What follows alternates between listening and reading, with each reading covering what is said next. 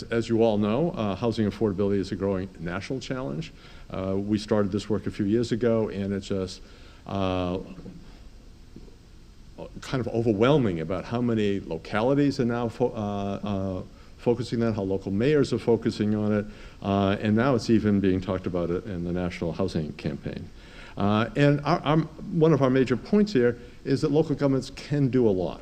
The federal government has pulled back from supporting a lot of the affordable housing programs, but that does not leave localities without a lot of tools. Unfortunately, or to our advantage maybe of the work we've done here, is that many local governments lack the capacity and to put together a local housing strategy and are eager to get technical assistance.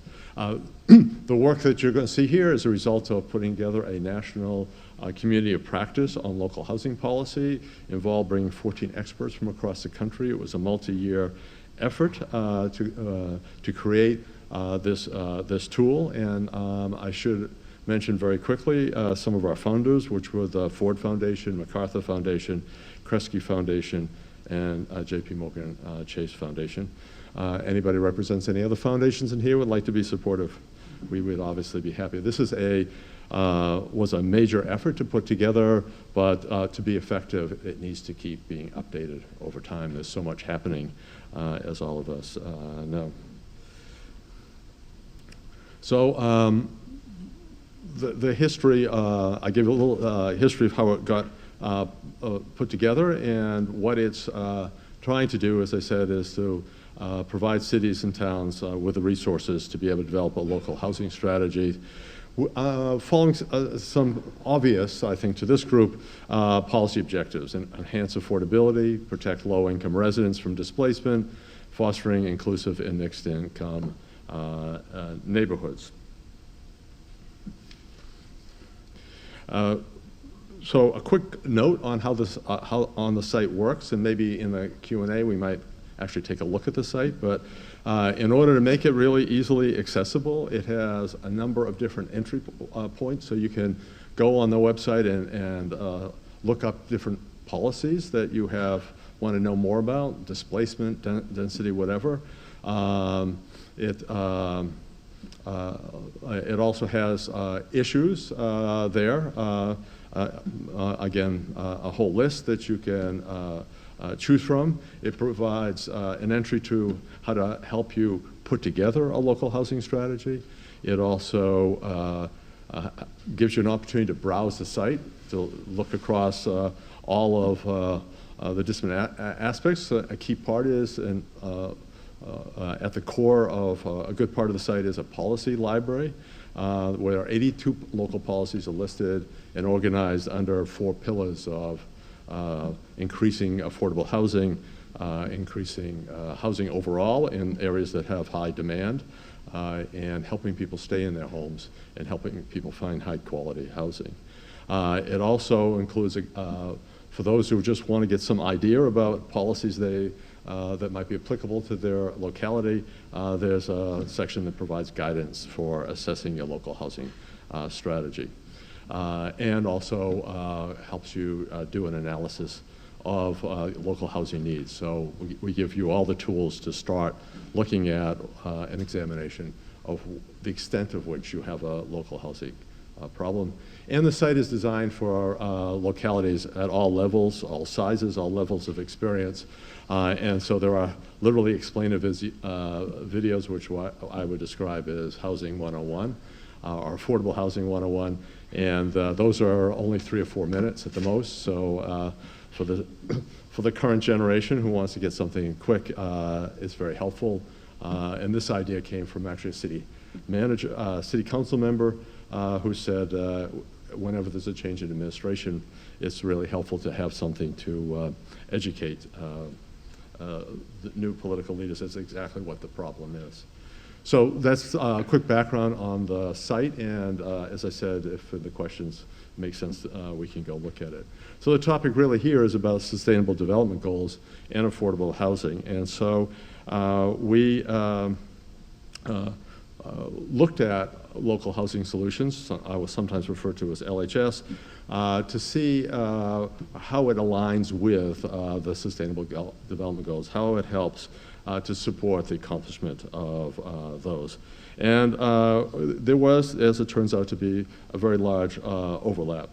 The first one to note, though, is there actually is a SDG that talks about affordable housing. So it's SDG 11, and it talks about access to adequate, safe, and affordable housing and basic services. And that is underlies, I would say, a good part of putting together a local housing strategy is to accomplish that. One thing that I would add if I were doing this here is that you want also to have a stable housing. So particularly in high demand areas, this is probably an American problem, and maybe some European and Chinese cities or major economies, but we're seeing really a new interest in living in cities, and there's a whole issue now, sometimes referred to as gentrification, which creates turnover, and getting housing stability is a key part that I would add to that. And there are a number of policies that deal with that. Protecting against displacement, anti-displacement programs, again, lots of programs to deal with affordability, to help provide financial support with people. A big issue now in this country is income volatility, and how do you help people stay in their home when their incomes or they have a sudden expense that they hadn't expected, but can sustain themselves over a long run and prevent homelessness or displacement in the meantime. And obviously improving the quality of existing housing is critical for people to have stable living conditions. There also are here 8 other areas or SDGs that are of particular relevance to us, are to LHS. I'll just do them: 1, 3, 4, 10, 7, 8, 15, 17, and I'll spend some time now looking at them. So one way to think about them is to think about what an effective strategy, housing strategy, looks like. It is not just about affordability, but it's also about giving people an opportunity to live and thrive in a neighborhood. And we'll talk a little bit more about that, but obviously good jobs, good education, et cetera, and those are themes that will keep coming up here. And also make sure they have good, healthy environment, both in their home and in their community. Promoting racial and economic equity is also a key part of a comprehensive local housing strategy. And the last area, and we'll come to this one also, is it requires partnerships within government, with the community, and with public-private partnerships. So we'll explore those a little bit more. So let me just go through those CDGs that I listed before. So the first one is no poverty, ensure that all men and women have equal rights to economic resources. For those who are not fully versed in the SDGs, there are, under each of the categories, like no poverty, there are all these sub bullets here. So that explains the 1.4. This is the fourth one. And you know, this is obviously very critical to the way we think a local housing strategy should be developed. Another one is quality education. So here the idea is that people need, in order to thrive, to have a good education, and clearly it has something to do with access to education, which is a little bit of a location issue. Again, we'll talk a little bit more about that. Decent work and economic growth. I already mentioned the importance of getting a good job. Having access to a good job, whether that's mass transit or being located near where jobs are. So some effective housing strategies that fit those CDGs I just talked about is thinking about where you're locating your affordable housing, so geographically targeting subsidies, requiring when housing is built in strong market areas, require that there's a certain amount of affordable housing as part of that. That helps preserve and maintain mixed income communities. And I mentioned density bonuses there. As some of you may be familiar with, one link or one piece of inclusionary housing is often to allow a density bonus as part of that, with the idea that you can capture some of the value that you've now created there to cross-subsidize within the project to have affordable housing. Another issue, some really interesting work being done now is on voucher mobility. So I don't know if all of you know about housing choice vouchers, sometimes called Section 8, which for people that qualify and where there is enough funding, only a quarter of the people who are qualified for it is there sufficient federal funding for that. But helping people with those vouchers be able to move to good quality neighborhoods. So there's this whole rethinking about what level of rents to allow people to achieve where they only pay 30% of their income for the housing, but what payment is made to landlord, and if those payments are varied by neighborhood, then maybe it's possible for people to move to better neighborhoods. Even without that, providing counseling to people so that they know about neighborhoods they've never heard of and maybe don't have relatives that are there, that's been shown also to be very helpful to help people get access to a better quality neighborhood. And I mentioned earlier about access to public transit. Transit is obviously very important for people to have able to get good jobs. I mentioned before about improving health and environmental conditions. So here we have an SDG on good health and well-being. I think that it goes without saying. Obviously, here's about illnesses from hazardous chemicals, air, water, and soil pollution and contamination. Again, where you build the housing can matter a lot there, as well as code enforcement can help. Affordable clean energy, double the global rate of improvement in energy efficiency. Clearly, we're building in more affordable housing today, and a housing strategy, local housing strategy needs to think about energy as well.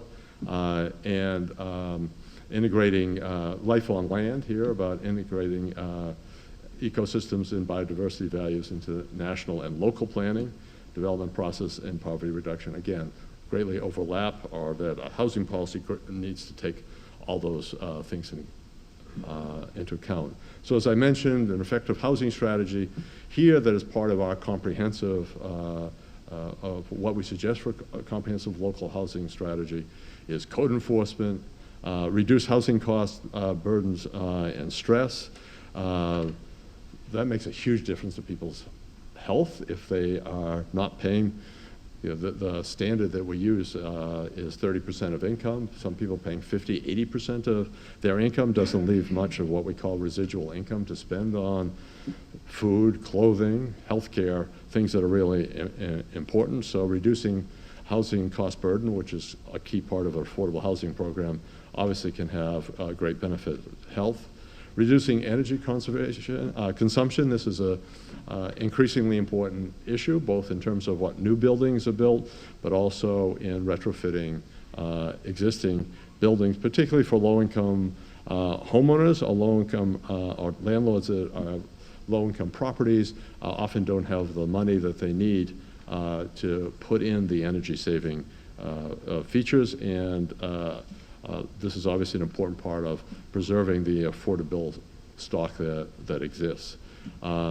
And you know, reducing the environmental footprint of housing development, I think, speaks for itself. There's a lot of work now being done on passive house and other kinds of environmental restrictions, or I should say energy saving requirements for new construction that obviously should be part of a comprehensive housing strategy.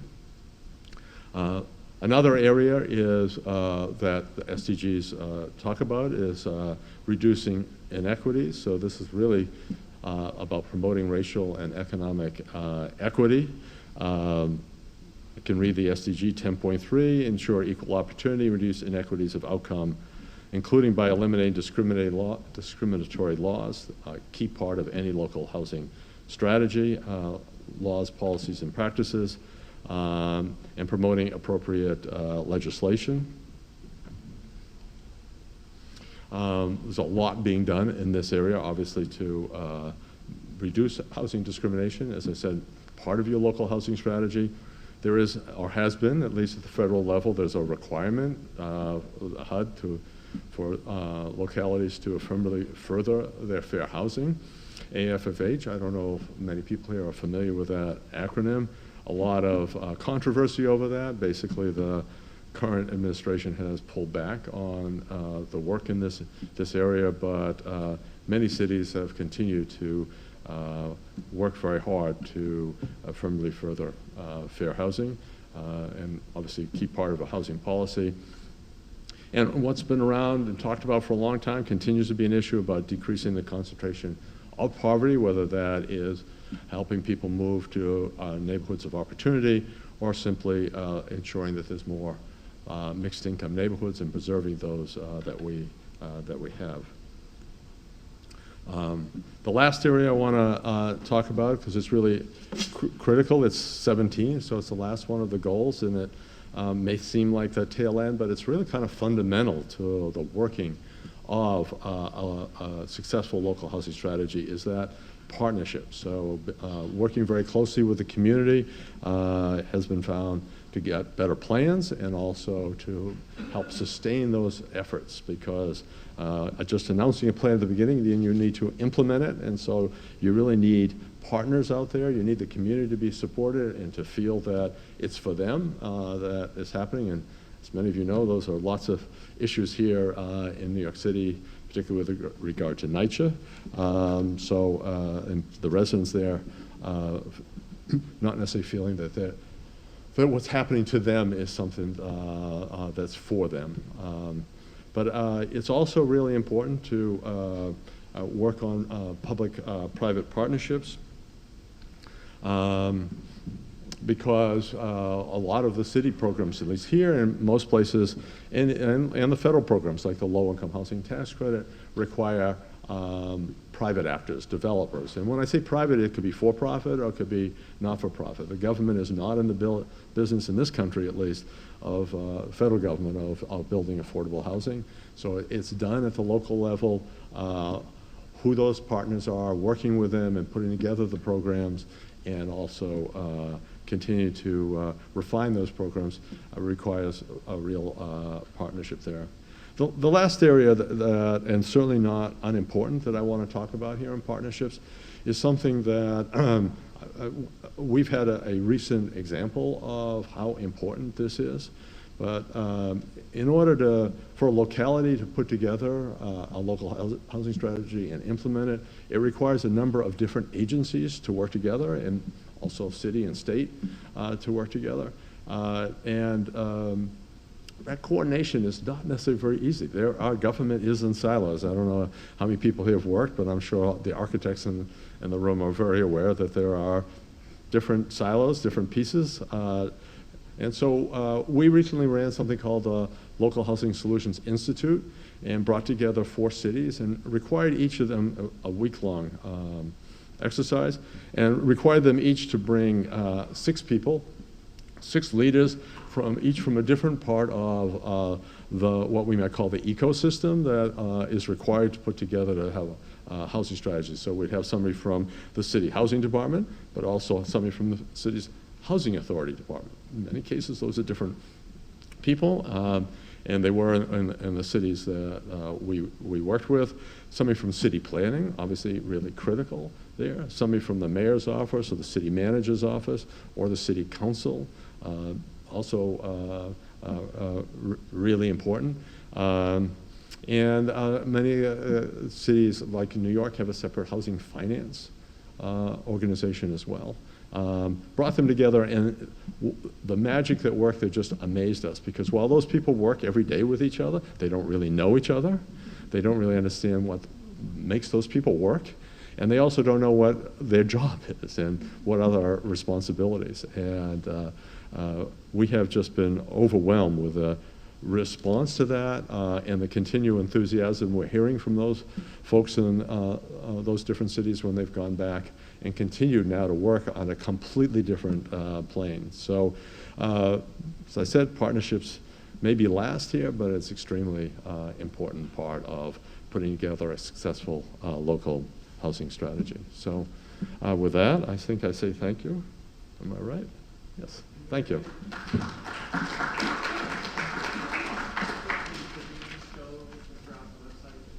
Oh, you want? Okay, let's see if I can do that. That shouldn't be hard. And there it is. Is it full screen? More or less. Let me get full screen. So as I said, there are these tiles around the outer side. So like, so you want to choose an issue that you care about, and you get this drop-down list. So turns out affirmative further fair housing is the first. You want to do affordable home ownership. And just so you click that, and it takes you to an area that gives you a lot of more information. The backbone of this thing has about 150 briefs, but we introduce you to it in stages so people are not overwhelmed and can comfortably find what they want. So we mentioned, I can go back to local housing solutions and do it.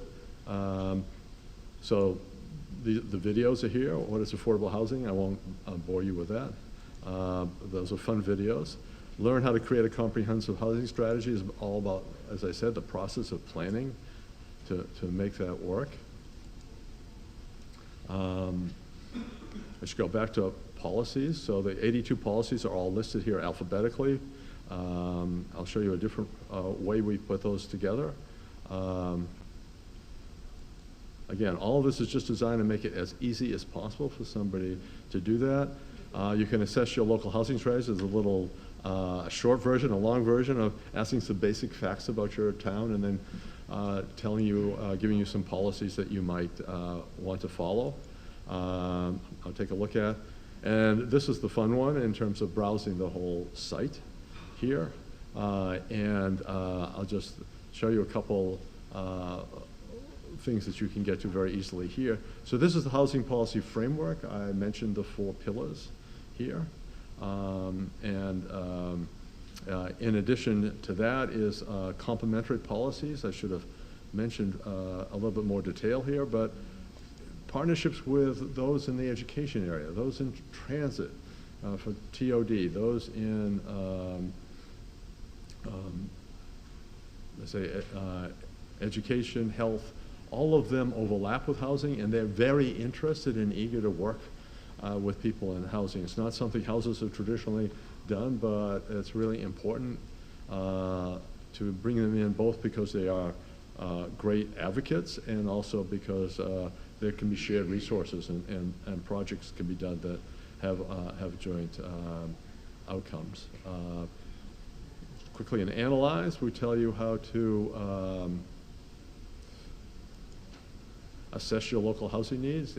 It gives you actually a detailed way of showing you how to where the data is, how to find the data, how to visualize it, to answer these kinds of questions about what's the adequacy of the housing production, how much dedicated affordable housing do you have? That's often thought of as subsidized housing. How affordable is home ownership? How affordable is rental? How does it vary across neighborhoods? All that is shown how you can display that to talk about, and I mentioned the housing framework. So I think that's pretty much, I actually should mention, and then there's explore, and you can, if I just want to go play and pick a topic and see all sorts of things to link to. We did not try and reinvent the wheel, but to link to other work that, great work that other people have done. So, try that.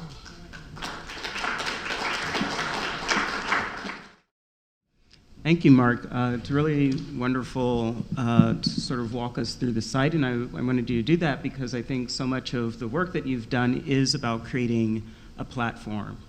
So those of you that were with us yesterday, there was an introduction by one of the people at the New York City Mayor's office where they had the New York Voluntary Local Review, right? So that's this sort of example of kind of leading by example in the city, kind of putting out and giving examples for showing people what it's doing. But I think the big transition that you've done with local housing solutions is you're actually creating a platform. And you can, I dug around the site last night and it's incredibly rich because the idea of the interconnectedness of all the different levers that are the challenges that people are addressing in housing are sort of embedded in this. So I just wanted you to first speak a little bit about kind of who are the users, right, that you're kind of contemplating and developing this kind of platform. It's very rich. Well, the idea is that almost anybody. So we think about this. Oh, sorry. We think about who the stakeholders are. So obviously city officials, policymakers, advocates, and we also think in a private sector, developers, because in many communities, all those people have to come together to create what I call the ecosystem here to really have a successful housing strategy. And it's designed to help people at all different levels. So like the interesting logic contrast is the self-assessment tool. So I mentioned this is, you can go in there, put some characteristics of your city in and get some ideas when you don't have it. But quite honestly, we think it's also good for cities who've been doing it a long time. Go in there and sort of like a checkup and like, all right, no, I hadn't thought about that recently. So, because we really see that you have to do this in a comprehensive way. You can have anti-displacement, it's very important. You can have source of income, very important. We can talk about each of these policies. But to be effective, you have to understand how the whole thing is working together and make sure you're addressing it across all those different pieces. Right. Yeah, by way of background, I work in New York City government and worked for a very long time at the Department of City Planning, and so we worked a lot with housing strategy and the kind of the point that you're ending on with partnerships and the silos. Right. As I was browsing the site, it was exactly to this point you're just making. There are things that even I in government sort of don't have access to because it's really hidden somewhere, right? It's in some particular person's brain that you haven't necessarily met yet. So this idea of like the ecosystem, I think is a really powerful way to start getting people to think about some of these policy challenges. Right. I have another kind of thread and start with an anecdote, but for folks in the audience, you can also be kind of thinking of your questions because we want to have some time for your questions as well. So my anecdote is that I've been doing work in Rwanda, right? We're talking about SDGs, kind of global impact, and people are constantly looking to other places for examples, for resource. But very often it's done in a way that is a little bit superficial or outdated. So something you mentioned was the importance of having the resources to keep this platform up to date. Right? So the example I have is that Kigali, capital city in Rwanda, did a big rezoning plan, and of course they did very traditional zoning, high density, low density, et cetera, and they zoned incredibly huge swaths of infrastructured and valuable places in the city for single family residential. And so I was browsing the site and I saw in your platform, the city of Minneapolis, had this kind of prompt and to eliminate single-family zoning. So I actually shared that with them, and they are in the process of changing to eliminate single-family zoning. That's great. So the idea that there's kind of leadership and good ideas coming from places that you don't expect, it's not New York. Right? It's a place like Minneapolis. So could you talk a little bit about kind of how you're building this ecosystem and network of like leadership and good ideas from unusual places or different players?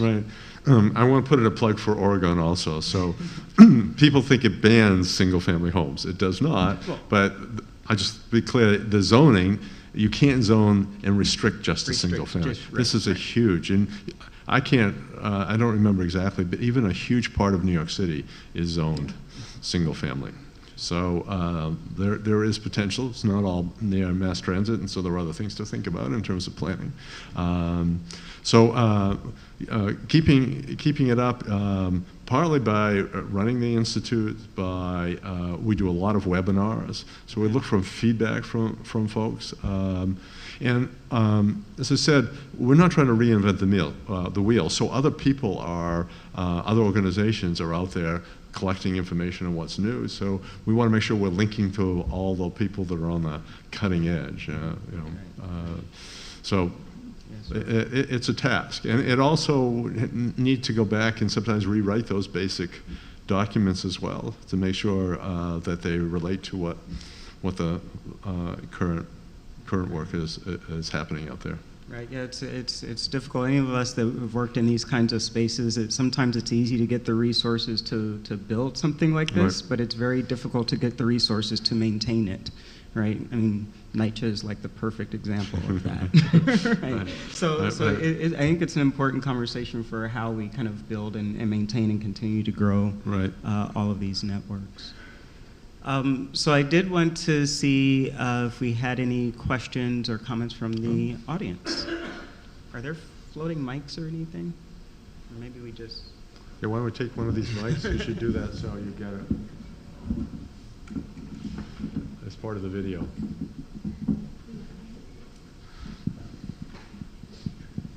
I have a question that may be answered on your website, I'm not sure.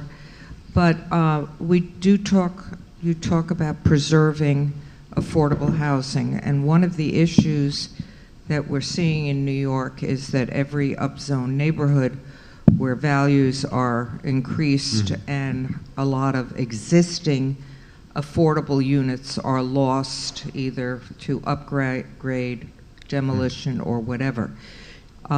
Are you or anybody keeping track of how many units we are losing, and do you offer any solution on how to avoid that kind of increase in values that while creating new affordable units, you're losing existing affordable units? I'm Roberta Gratz. Okay, all right. So I'm going to give you a little bit of an economist answer to that. But before I do that, we are losing. I think we need to be clear about affordable units. So we're losing, in danger of losing some that were subsidized. The government subsidized many years ago, and the regulatory agreements are sunsetting, right? And what's happening there, the city is trying to re-enlist those owners into affordable housing programs. I don't want to do just a New York City thing, but Mitchell-Lama is a problem. Huh? Well, now I'm talking about those that were subsidized, like Mitchell-Lama. People are emptying out. There are, you mentioned rent stabilized. Those rules have been completely changed, so those rents cannot go up very fast at all. And there's no incentive, to the extent there was before, to turn those units over. So that's half of the rental stock. For non-New Yorkers, we're 2/3 rental here, and 1/2 of that, so 1/3 of the stock is rent stabilized, the 1/3 is market rate. These are rough numbers, and then 1/3 is home ownership in the city. And you're talking about impact on neighborhoods. I've been involved in housing since the mid-'80s, when we thought all the cities and neighborhoods were going to disappear and decline. We were worried about going in the opposite direction, and now we're at all-time high in population, all-time high in employment, and there is incredible pressure on land and on the private housing stock. And so we need, and we have very high construction costs, so you can't build new affordable housing. That is, the market can't do that without subsidy. So the question is, what do we do about the existing affordable housing that's out there, and how can we preserve it? And one way you can try and enlist those owners into affordable housing. Much of it is in very small units, very small landlords. I think that's a really hard task to do, but definitely worth trying to do. And also, as I said, making sure that previously affordable, restrictedly affordable housing that's been subsidized, try and keep that affordable. The ultimate, and this is where the economist comes in, is if we don't build more housing here, or we don't figure out how to stop people from coming, then the pressure's just going to keep growing and growing here. So you sit in a neighborhood, everybody agrees affordable housing's a problem. They see a new building come in and they think, well, that's causing my rents to go up. That's a symptom of incredible pressure here, and you see it going on along the subway lines. You know, we could build more subways if we could figure out how to do that and make more jobs, more of those areas more accessible to jobs and stuff. All of that would take pressure off the market. I don't think we've,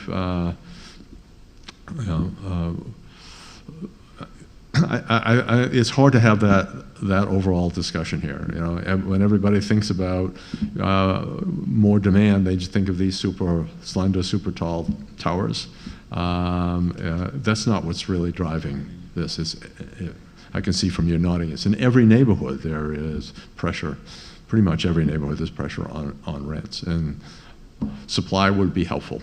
And we're very, you know, the city was downzoned in 1961 by 3/4. New York NY plan was talked about the city growing by 1 million people, and talked about the zoning currently allows, by some analysis, only about 9.6 million people. We're already at 8.5. I mean, we're not really doing the right planning here to try and address this increased demand. We can hope it goes away, I guess, but I don't want to see the city return to the way it was. I think doing well in the city does give people jobs and gives them opportunities. So it's a complicated public debate to have, and it's a really important issue. And you know, maybe we could approach it more intelligently. I don't know. Right. I would just quickly add, there's a recent report that just came out. It's available on the New York City Planning website, that it's sort of a post-mortem on the Greenpoint and Williamsburg rezoning, which was in 2005. So it's kind of nearly a 15-year kind of look at some of these dynamics. So the policy initiatives that were put in place, obviously inclusionary zoning for increased density, but also things like the non-harassment and some of the other policies around displacement that were put in place, and the degree to which some of those things worked or did not work, and you know, real numbers from ACS data on some of the demographic changes. So I would look into some of those. Again, I don't know if we want to spend a lot of time on New York City, but you've also reminded me, in the Bloomberg administration, they rezoned about 40% of the city, and they barely increased the amount of FAR available for housing. Right. So. Yeah.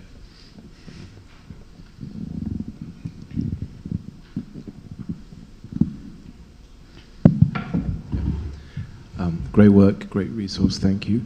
You mentioned efficiencies of energy for more affordable utility bills, which also reduces greenhouse gases depending where the energy comes from, which is great. You haven't mentioned embodied carbon in the buildings, in the housing. Just wondering if that's in the resources, or you link to it, and you know, that I think that would be great to prioritize that as well. To prioritize what? So, for example, you know, if you build affordable housing out of mass timber versus concrete or steel, right. or the embodied, you said, embodied, right? yeah. Well, you know, we're not. You should look at the site, and if there's somebody we should link to, we're not necessarily doing all of that here, but we're very happy to link to those kinds of insights. So take a look, and if there's something that we should do that would be helpful for people who are trying to think about this issue, that sounds very important for us to include. I might mention, actually, I forgot that through this exercise we discovered we had not mentioned brownfields, so on the website. So if nothing else, and this has been a very enlightening process for me, we will add brownfield as one of it's one of those bridge components, right? Right. All the environmental justice. Well, no, right. It'll be with policy, right? In the scarf. Hello. Thank you for your talk. My question is regarding partnership. De Blasio, in his campaign, said that he wanted to increase affordable housing by 200,000. 200,000, now 300,000, yeah. Exactly. And we all know that the city does not have the money to build those things. And, he increased upzoning certain neighborhoods and things like that.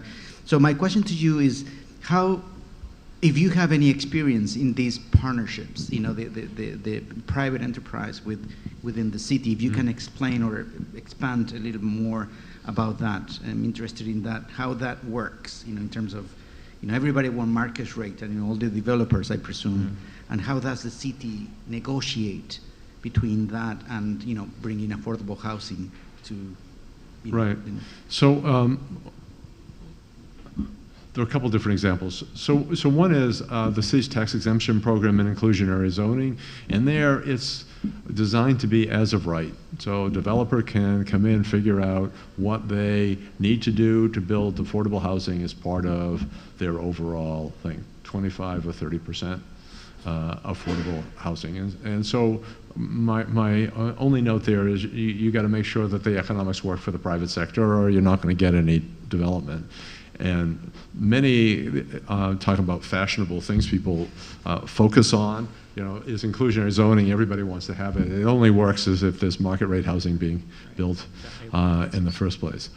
That's just one area. But many city programs are look to the private sector, whether it's for-profit or not-for-profit, to build the buildings, and they provide the city through low-interest loans or the federal government, the low-income housing tax credits, provide subsidies to make sure that the economics work to rent those properties at an affordable level. We could debate what the right levels are, but the deeper that affordability is, the more subsidy it requires, the less far the city's resources can go in terms of units.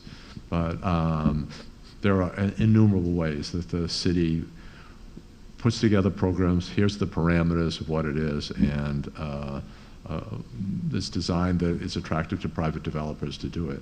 I'll just say my own experience many, many years ago when the city owned a lot of property that the people had, the owners had just abandoned. It was called in-rent property.